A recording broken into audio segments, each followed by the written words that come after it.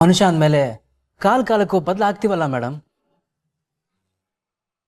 ಆಗ ನಾವು college students, ಆದರೆ ಈಗ ನನ್ನ ಮನೆ ಜವಾಬ್ದಾರಿ ಹೊತ್ತಿರೋ ಒಬ್ಬನೇ ಮಗ ಮೇಡಮ್. ಕೆಲಸ ಬಿಟ್ಟು 3 ಹೊತ್ತು ಸುತ್ತಾಡೋಕ್ಕೆ ಕಷ್ಟ ಮೇಡಮ್. ಇವಳೆ ನಿಮ್ಮ ಮನೆಯ ಭಾರ್ಗವಿ.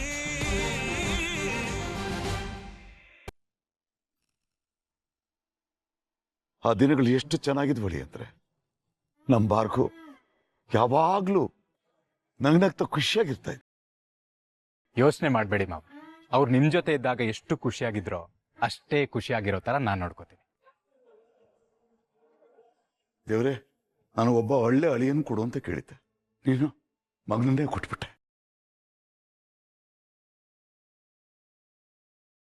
ಬನ್ನಿ ಅಳಿ ಅಂತ ಹೋಗೋಣ. ಬಾವ, ನೀವೇನು ಹೇಳಿ ಬಾವ, ನಾವು ನಿಮ್ಮನ್ನ ಅಷ್ಟೊಂದ್ಸಲಿ ಮೀಟ್ ಮಾಡಿದ್ರು ನಮ್ ಭಾರ್ಗವಿನ ಪ್ರೀತಿಸ್ತಿರೋ ನೀವೇ ಅಂತ ನಂಗೆ ಗೊತ್ತೇ ಇರ್ಲಿಲ್ಲ. ಕನಿಷ್ಠ ಪಕ್ಷ ಮದ್ವೆಗಾದ್ರೂ ನಮ್ಮ ಮೆಲ್ಕ್ ತಗೊಂಬೋದಿತ್ತಲ್ಲ. ಹೌದು ಬಾಬಾ, ಈ ವಿಷಯದಲ್ಲಿ ನಮಗೂ ಇನ್ನೂ ಕೋಪ ಹೋಗಿಲ್ಲ. ಫ್ರೆಂಡ್ಸ್ ಅಂದು ಭಾರ್ಗವಿನೂ ನಮ್ಗೆ ಹೇಳಿಲ್ಲ. ಈ ವಿಚಾರದಲ್ಲಿ ನಾನ್ ನಿಮ್ ಪರವಾಗಿ ಕಂಡ್ರು. ಮಾವ, ನೀನು ಅವ್ರ ಜೊತೆ ಸೇರ್ಕೊಂಡು ಕೈ ಕೊಡ್ತಿದ್ಯಾ? ಮತ್ತಿನ್ನೇನು, ಇರೋದೊಬ್ಬ ಸೋದ್ರ ಮಾವ. ನೀನು ಮದ್ವೆನ ಹೆಂಗ್ ಮಾಡ್ಬೇಕು ಅಂತ ಅನ್ಕೊಂಡಿದ್ದೆ ಗೊತ್ತಾ? ಅದೇನೋ ಅಂತಾರಲ್ಲ, ಡೆಸ್ಟಿನಿ ವೆಡ್ಡಿಂಗ್. ಡೆಸ್ಟಿನಿ ಎಲ್ಲ ಕಾಣೋದು, ಡೆಸ್ಟಿನೇಷನ್ ವೆಡ್ಡಿಂಗ್. ಅದೇ ಅದನ್ನೇ ನಮ್ಮೂರಲ್ಲಿ ಅದೇ ತರ ಮದುವೆ ಮಾಡ್ಬೇಕು ಅಂತ ಅನ್ಕೊಂಡಿದ್ದೆ. ನಾನೇ ಮುಂದೆ ನಿಂತು ನಮ್ಮ ತೋಟದಲ್ಲಿ ಬಿಡೋ ತೆಂಗಿನ ಮರದಿಂದ ಗರಿಗಳನ್ನ ತಂದು ಚಪ್ರ ಹಾಕಿ ತಿಳುವಾದ ಸ್ವಚ್ಛವಾದ ಹಸಿರಿನ ಎಲೆ ಮೇಲೆ ಊಟ ಬಡಿಸಿ ಬಂದವ್ರಿಗೆಲ್ಲ ಸಕ್ಕರೆ ಪಾನಕದ ಜೊತೆಗೆ ಎಲ್ಲರಿಗೂ ಒಂದೊಂದು ಎಳ್ನೀರು ಕೊಟ್ಟು ನಿನ್ನ ಮದುವೆನ ಈ ಶ್ರೀಮಂತ ಅದ್ಭುತವಾಗಿ ಮಾಡ್ಬೇಕು ಅಂತ ಅನ್ಕೊಂಡಿದ್ದೆ. ಅಷ್ಟರಲ್ಲಿ ನಿನ್ನ ಮದುವೆ ಆಯ್ತು ಅಂತ ಗೊತ್ತಾಯ್ತು, ಸುಮ್ಮನಾಗ್ಬಿಟ್ಟೆ. ಆದ್ರೂ ಈ ಫ್ರೆಂಡ್ಸ್ ಇರೋದು ಎದಕ್ಕೆ ಹೇಳು? ಪ್ರೇಮಿಗಳನ್ನ ಒಂದು ಮಾಡೋದಕ್ಕೆ. ಅವ್ರಿಗಾದ್ರೂ ನೀನು ಹೇಳ್ಬೇಕಲ್ವಾ? ಅವತ್ತಿನ ಪರಿಸ್ಥಿತಿ ಹಾಗಿತ್ತು ಮಾವ, ನಮಗೆ ಗೊತ್ತಿರಲಿಲ್ಲ ಅವತ್ತು ಮದ್ವೆ ಆಗತ್ತೆ ಅಂತ. ಹೋಗ್ಲಿ ಬಿಡು ಅಳಿಮಯ್ಯ, ನಮ್ಮ ಅಕ್ಕನ ಮನೆಗೆ ಭಾರ್ಗವಿ ಅಂತ ದಿಟ್ಟು ಸೊಸೆ ತಂದೆಯಲ್ಲ, ಅದೇ ನಮಗ್ ಸಂತೋಷ. ಅದೆಲ್ಲ ಇರ್ಲಿ,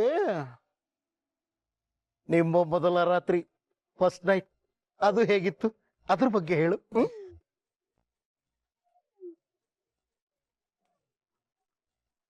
ಅತ್ತೇನಾದ್ರೂ ಶಾಸ್ತ್ರೋಕ್ತವಾಗಿ ಇದೆಲ್ಲ ಮಾಡ್ಸಿರ್ತಾರಲ್ವಾ?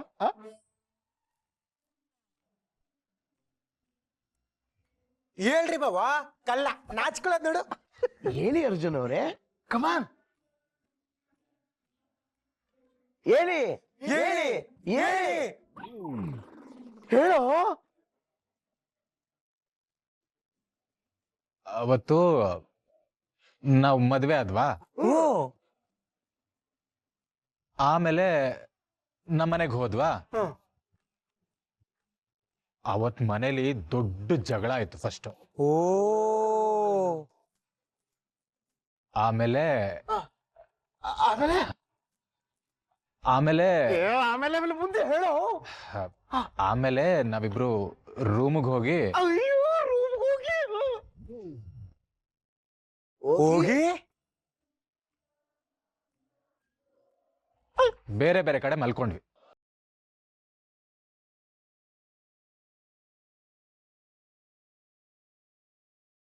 ಏ ಬಾವಾ, ಇಷ್ಟ ಹೇಳಕ್ಕೆ ಇಷ್ಟೊಂದು ಬಿಲ್ಡಪ್ ತಗೋಬೇಕಾ?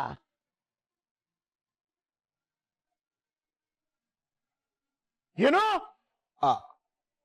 ಮದ್ವೆಯಾಗಿ ಇಷ್ಟು ದಿನ ಆದ್ರೂ ಫಸ್ಟ್ ನೈಟ್ ಆಗಿಲ್ವಾ?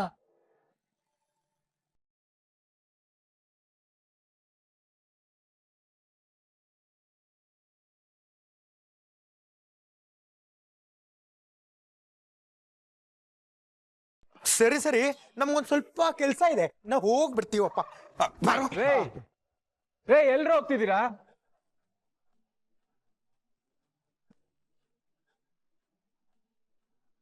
ಅಮ್ಮ, ಯಾಕ್ರೋ ಹಿಂಗ್ ಹೆದರ್ಸ್ತೀರಾ?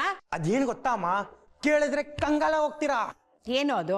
ಅಮ್ಮ, ಅಲ್ಲಿ ಅರಿಕತೆ ಮಾಡ್ತಿದ್ದೇನೆ. ನಿಮ್ಗೆ ಅರಿಕತೆ ಅಂದ್ರೆ ಇಷ್ಟ ಅಲ್ವಾ? ಹೋಗೋಣ ಬನ್ನಿ. ಯಾಕ್ರೋ, ಮನೆಗೆ ಹೋಗ್ಲಿಲ್ವಾ? ಸರಿ ಬಿಡು, ಆಚೆ ಕಡೆ ಉದ್ದಕ್ಕೂ ಹಾಸಿಗೆ ಹಾಕ್ಕೊಡ್ತೀನಿ, ಮಲ್ಕೊಂಬಿಡಿ. ಅದಲ್ಲ ಅಪ್ಪ, ಇವತ್ತು ಹರಿಕತೆ ಇದೆ, ಬನ್ನಿ ಎಲ್ರು ಹೋಗೋಣ. ಬೇಡ ಕಣ್ರು, ನಮ್ಮ ಅಳಿಯಂದ್ರು ಭಾರ್ಗವಿ ಎಲ್ಲ ಬಂದಿದ್ದಾರೆ. ನಾವು ಮನ್ಲೇ ಇರ್ತೀವಿ, ಮುಂದಿನ ಸಲ ಹೋಗೋಣ ಬಿಡು. ಕರಿತಿರದೆ ಅದಕ್ಕೆ. ಬಾವಂಗೆ ತಲೆನೋವಂತೆ, ಅಕ್ಕ ಒಬ್ರಿದ್ರೆ ಸಾಕು, ಬನ್ನಿ ನಾವೆಲ್ಲ ಹೋಗೋಣ.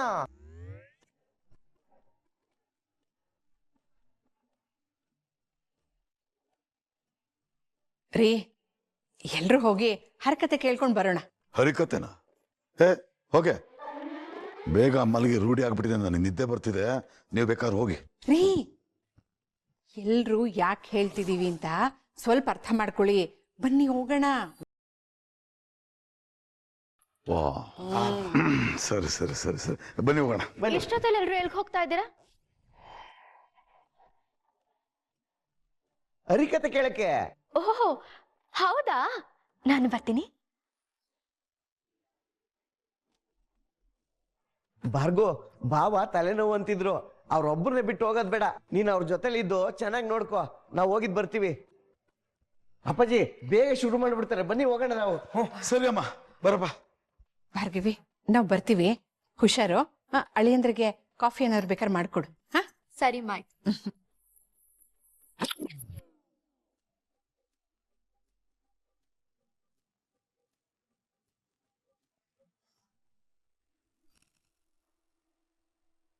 ಹೇಳಿ, ನೀವಿಬ್ರು ಯಾವ ಕಾರಣಕ್ಕೋಸ್ಕರ ಡಿವೋರ್ಸ್ ಕೇಳ್ತಿದ್ದೀರಿ? ದಿನ ಬೆಳಗಾದ್ರೆ ಜಗಳ ಮೇಡಮ್, ಸಾಕಾಗಿ ಹೋಗಿದೆ ನನಗೆ. ಜಗಳ ಯಾಕಾಗ್ತಿದೆ? ಆಫೀಸಲ್ಲಿ ಬಾಸು ಕೆಲಸ ಕೆಲಸ ಅಂತ ಪ್ರಾಣ ತಿಂತಾರೆ, ಮನೆಗೆ ಬಂದ್ರೆ ಇವಳು ಜೀವ ತಿಂತಾಳೆ. ಆಚೆ ಕರ್ಕೊಂಡು ಹೋಗು, ನಾನು ನಿನ್ನ ಟೈಮ್ ಕೊಡಲ್ಲ ಅಂತ ಜೀವ ಹಿಂಡ್ತಾಳೆ. ಇವಳಿಗೆ ಏನು ಕೊಡಿಸಿದ್ರು ಅವಳಿಗೆ ತೃಪ್ತಿ ಇಲ್ಲ ಸರ್.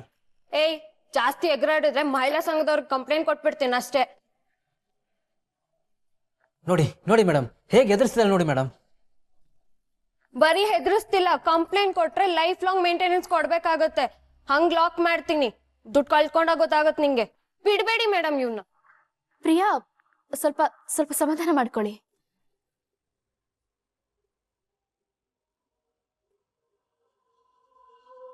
ಪ್ರಿಯಾ ಅವ್ರೆ, ನಿಮ್ಗೇನಾದ್ರೂ ಹೊಡೆದ್ರ ಇವರು?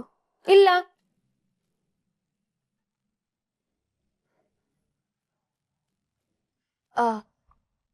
ಲೈಂಗಿಕ ದೌರ್ಜನ್ಯ ಏನಾದ್ರೂ? ಅಂದ್ರೆ ನಿಮ್ಮ ಅನುಮತಿ ಇಲ್ಲದೆ ನಿಮ್ಮನ್ನೇನಾದ್ರೂ ಬಲವಂತ ಮಾಡಿದ್ರ? ಹಾಗೆಲ್ಲ ಏನೂ ಇಲ್ಲ ಮೇಡಮ್. ಆದ್ರೆ ಟೈಮೇ ಕೊಡಲ್ವಲ್ಲ ಮ್ಯಾಮ್. ನೀವು ಹೆಣ್ಮಕ್ಳು ಪರ ಅಂತ ನಂಗೆ ಗೊತ್ತು, ಅದಕ್ಕೆ ನಾನು ನಿಮ್ಮ ಹತ್ರ ಬಂದಿದ್ದೀನಿ. ಪ್ಲೀಸ್ ಮೇಡಮ್, ನೀವು ನಂಗೆ ಹೆಲ್ಪ್ ಮಾಡಲೇಬೇಕು. ಇಲ್ಲ ಇಲ್ಲ ಇಲ್ಲ, ಅಂದ್ರೆ ಇಲ್ಲಿ ಗಂಡು ಹೆಣ್ಣಿನ ಪ್ರಶ್ನೆ ಬರಲ್ಲ. ನಾನು ಹೇಳ್ತಿರೋದು, ನಾನು ನಿಲ್ಲೋದು ಸತ್ಯದ ಪರ. ಮತ್ತೆ ಆ ಹುಡುಗಿ ಸಂಧ್ಯಾಗೋಸ್ಕರ ಅಷ್ಟು ಫೈಟ್ ಮಾಡಿದ್ರಿ ಯಾಕೆ ಅಂದ್ರೆ ಸತ್ಯ ಸಂಧ್ಯಾ ಪರವಾಗಿತ್ತು, ಅದಕ್ಕೆ ಅವಳಿಗೆ ನ್ಯಾಯ ಕೊಡಿಸ್ದೆ. ಹಾಗಿದ್ರೆ ನಾನ್ ಸುಳ್ಳು ಹೇಳ್ತಿದ್ದೀನಿ ಅಂತನಾ? ಖಂಡಿತ ಇಲ್ಲ. ಹಾಗಂತ ಕಾನೂನಿನ ದುರ್ಬಳಕೆ ಆಗ್ಬಾರ್ದು ಅಂತ ಹೇಳ್ತಾ ಇದೀನಿ. ಅವ್ರೇನು ತೊಂದ್ರೆನೆ ಕೊಡದೆ ಅವ್ರ ಮೇಲೆ ಕೇಸ್ ಹಾಕ್ತೀನಿ, ಆಲಿಮೋನಿ ತಗೊಳ್ತೀನಿ, ಮಹಿಳಾ ಸಂಘದವ್ರಿಗೆ ಕಂಪ್ಲೇಂಟ್ ಕೊಡ್ತೀನಿ ಅಂತ ಎಲ್ಲ ಹೇಳ್ತಿದ್ದೀರಲ್ಲ, ತಪ್ಪಲ್ವಾ? ನಾನು ಕೆಲವೊಂದು ಸಿಂಪಲ್ ಕ್ವಶನ್ಸ್ ಕೇಳ್ತೀನಿ, ಆನ್ಸರ್ ಮಾಡ್ತೀರಾ? ಆಮೇಲೆ ಧಾರಾಳವಾಗಿ ಡಿವೋರ್ಸ್ ತಗೊಳ್ಳಿ. ಸರಿ ಮ್ಯಾಮ್. ಮದ್ವೆ ಆಗಿ ಎಷ್ಟು ತಿಂಗಳಾಯ್ತು? 1.5 ತಿಂಗಳಾಯ್ತು ಮ್ಯಾಮ್. ನಿಮ್ದು ಲವ್ ಮ್ಯಾರೇಜ್ ಅಲ್ವಾ? ಹೌದು, 3 ವರ್ಷ ರಿಲೇಶನ್ಶಿಪ್ ಅಲ್ಲಿ ಇದ್ದು ಆಮೇಲೆ ಮದುವೆ ಆಗಿದ್ದು. ಪ್ರಿಯಾ, ನೀವು ಹೊರಗಡೆ ಕೆಲಸ ಮಾಡ್ತೀರಾ? ಇಲ್ಲ, ಹೌಸ್ ವೈಫ್.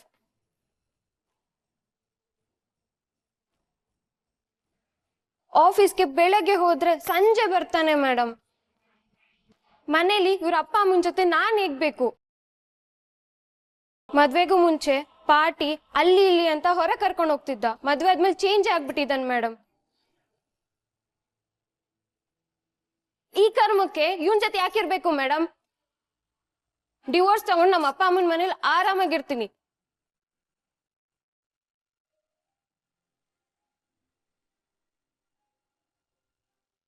ಮನುಷ್ಯ ಅಂದಮೇಲೆ ಕಾಲಕ್ಕೂ ಬದಲಾಗ್ತೀವಲ್ಲ ಮೇಡಮ್.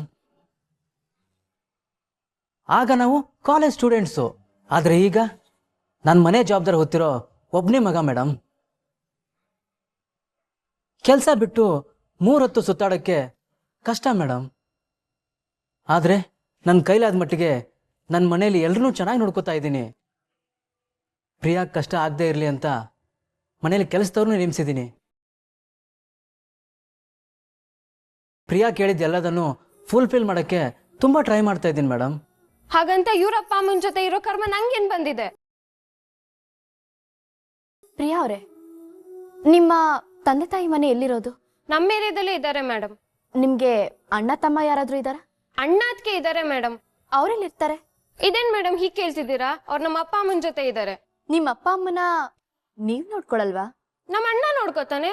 ಹಾಗಿದ್ಮೇಲೆ ಬಾಬು ಅವರು ಅವ್ರ ಅಪ್ಪ ಅಮ್ಮಂಗ್ ತೋರ್ಸೋ ಕಾಳಜಿ ತಪ್ಪು ಅಂತ ಹೇಗ್ ಹೇಳ್ತೀರಾ?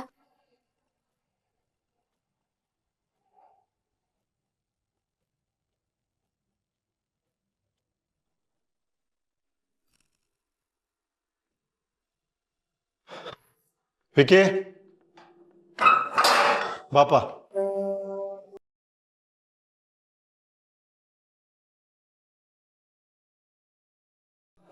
ಶರಣಪ್ಪ.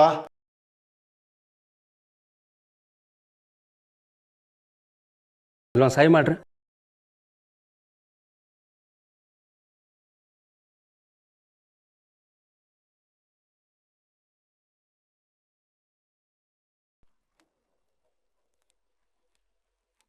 ಸರ್ ಪಟ್ಟೆ ತಗೊಂಡು.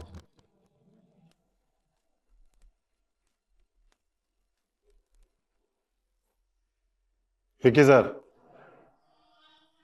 ಈಗ ನಿಮ್ಮ 3 ತಿಂಗಳ ವನವಾಸ ಮುಗೀತು. ಇನ್ಮೇಲಾದ್ರೂ ನೆಟ್ಟಿಗೆ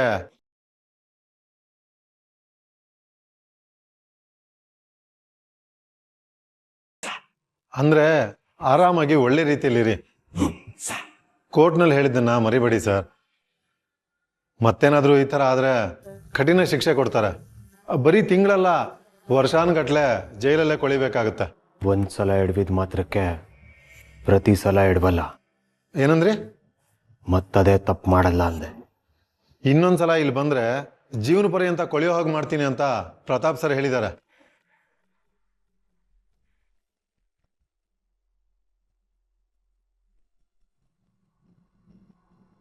ನೋಡ್ರಿ ಶರಣಪ್ಪ, ಇವನನ್ನು ಕರ್ಕೊಂಡು ಹೋಗೋಕ್ಕೆ ಅವನ ಮನೆಯವರೇ ಬಂದಿಲ್ಲ. ಅದೇನ್ ಕುಟುಂಬನೋ, ಅದೇನ್ ಜನನೋ.